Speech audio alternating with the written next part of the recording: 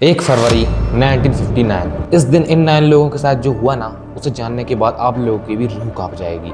रसिया के एक बर्फ से ढके पहाड़ी इलाके में, जिसका नाम था उरल माउंटेन्स, जिसको इन 9 लोगों को क्रॉस करना था। ये ग्रुप था 10 स्टूडेंट्स का, जिसको कि लीड कर रहा था आइगर ड्याटलोव। ये सब एक्सपीरियंस्ड हाइकर्स थे। इन लोगों का टास्क था कि इस उरल माउंटेन्स को क्रॉस करना। ये लोग जब इस मिशन के लिए निकलते हैं तो इनमें से एक बंदा, जिसका नाम था यूरी यूडिन, बीमार हो जाता है। तो बीमार होने की वजह से वह घर लौट जाता है। उसकी किस्मत अच्छी थी कि वो घर पर लौट गया, इसी वजह से वो जिंदा बच गया, वरना वो भी नहीं बच पाता। बाकी बचे 9 लोग, जिनके नाम आप स्क्रीन पर देख ही सकते हो।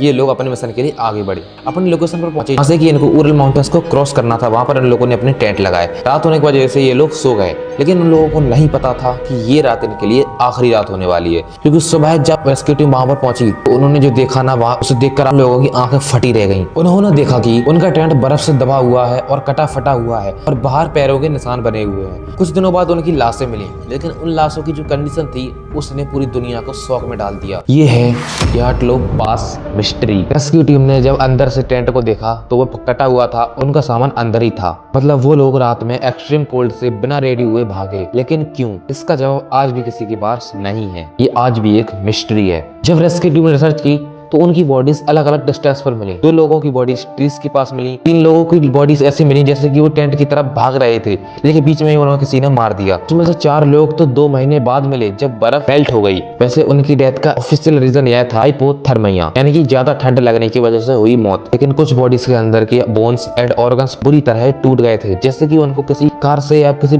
भारी चीज से बुरी तरह टक्कर मारी गई हो। लेकिन उनकी बॉडीज पर बाहर से कोई ज्यादा निशान नहीं थे। कुछ एक्सपर्ट का मानना है कि उनको रात में किसी खतरनाक जंगली जानवर ने उन पर हमला किया था और उनके कपड़ों पर कुछ केमिकल्स के छींटे मिलते हैं, जिससे ये मिस्ट्री और भी ज्यादा गहरी हो जाती है। कुछ थ्योरीज कहती हैं कि वो लोग हवा की वियर्ड आवाज से डरकर भागे थे। अब आप लोग सोच रहे होंगे कि हवा की कैसी आवाज हो सकती है, तो